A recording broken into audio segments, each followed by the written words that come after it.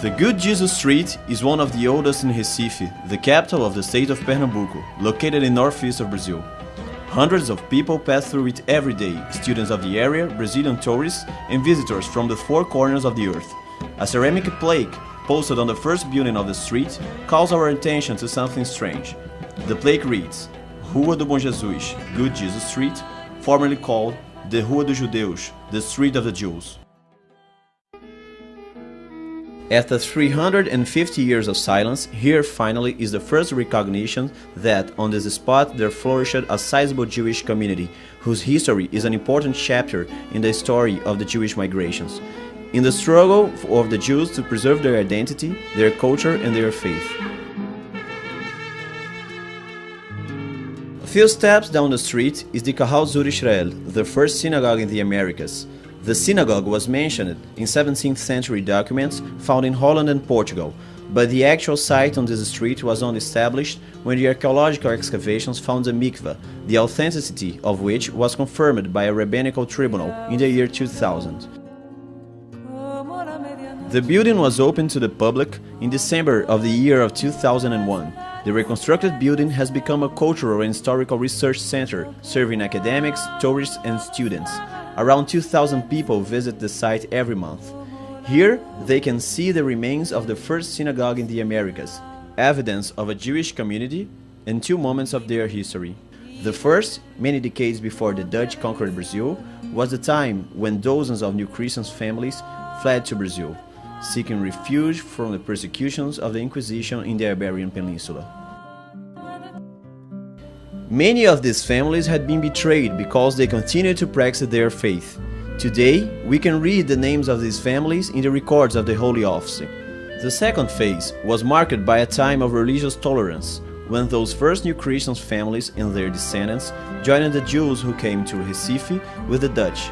And in this new atmosphere, they were able to create a Jewish community, the first in the Americas. They were about 1,500 people, or around 50% of the white population of Recife. They were active in every part of the society and an important force in the region. But after the end of the Dutch occupation in 1654, the Jewish community scattered, and their memory was practically wiped out of the history of Brazil, until the restoration of the Kahal Zur Israel synagogue, when their memory was recovered.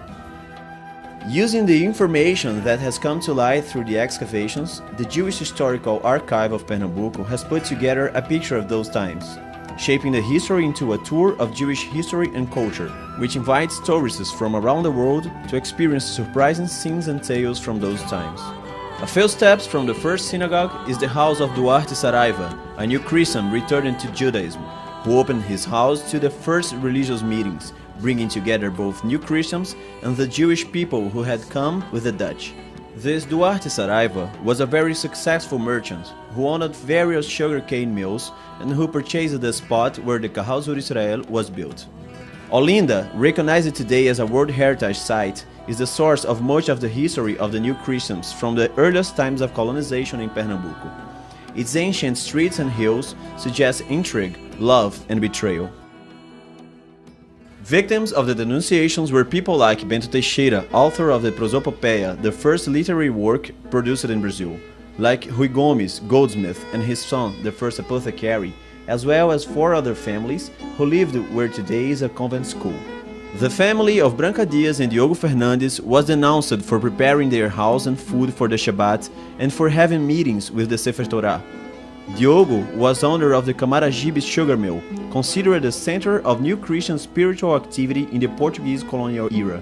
One of the stories from those times is that a person wearing certain clothes as a secret sign would walk through Olinda to indicate the secret Jews' residence that there would be a religious services in Camaragibe. In the records of the denunciations, we can read about new Christians who came all the way from Olinda in wagons decorated with the branches of trees to celebrate Sukkot in Camaragibe. The scene of the Camaragibe sugarcane mill, which is still standing today, is full of stories and myths which still remains in the popular imagination about the presence of the new Christians. It is possible that this chapel on the mill grounds was constructed on the site of the 16th century synagogue. There are people that say that the symbols carved in the stone floors of the main house have something to do with Hebrew. This hidden Jewish practice continued until 1630, when the Dutch West Indies Company conquered the northeast of Brazil, bringing the idea of religious tolerance.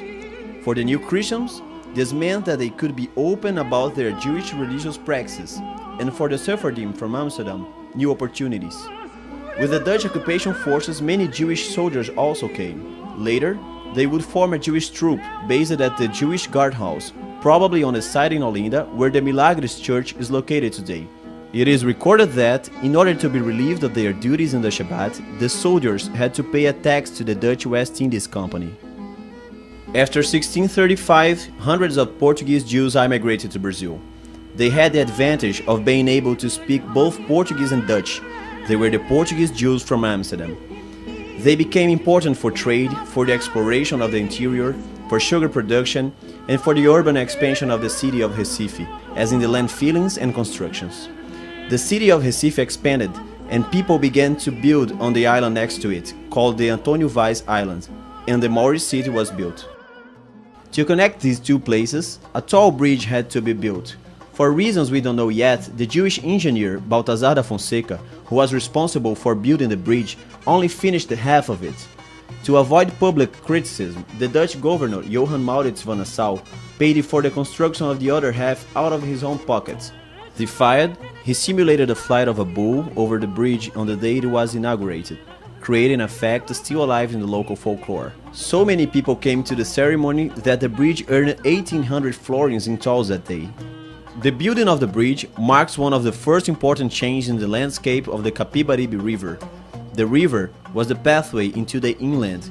It carried the sugar, it watered the food-producing lands, it was essential for Recife and the neighboring areas. And for the Jewish community, it had its own importance. It was the only access to the Jewish cemetery, the same way it was in Amsterdam. The Jewish cemetery of the Dutch period is previous to the synagogue. Its location is indicated in some original Dutch maps and is to be confirmed by archaeological works. The river was the way some Jews had to reach Recife and the synagogue, just like the members of the Jewish family named Pina, owners of one of the islands of the river estuary. Their island was known as the Manisnifer Island, owing to the fame that one of the members of the family had of being a miser. Today, Pina is a highly populated neighborhood of Recife, named after the Jewish family that first lived there. Standing on the shores of Pina, you can clearly see the reefs, which, like rocks, separate the inland river waters from the fierce ocean, creating the safe harbor which allowed the building of the city and gave it its name, Reef Recife. A safe harbor also for the Jews who in the 17th century were able to build their Kahal Tzur Israel, Tzur, which also means rock, the last thing they saw in 1654 when they left Recife in search of another safe haven.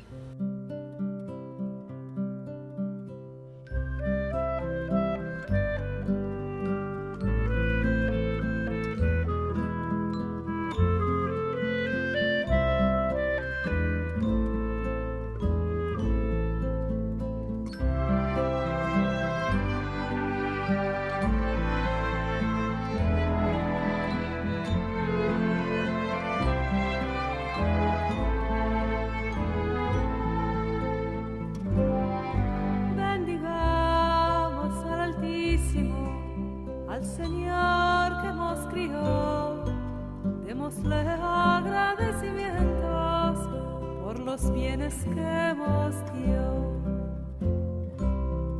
Alabado sea su santo nombre, el que siempre nos apiadó. Loaba al Señor que es bueno, que para siempre es su merced. Bendigamos al Altísimo por su ley primeramente, que liga a nuestra casa con el cielo continuamente. Alabado sea su santo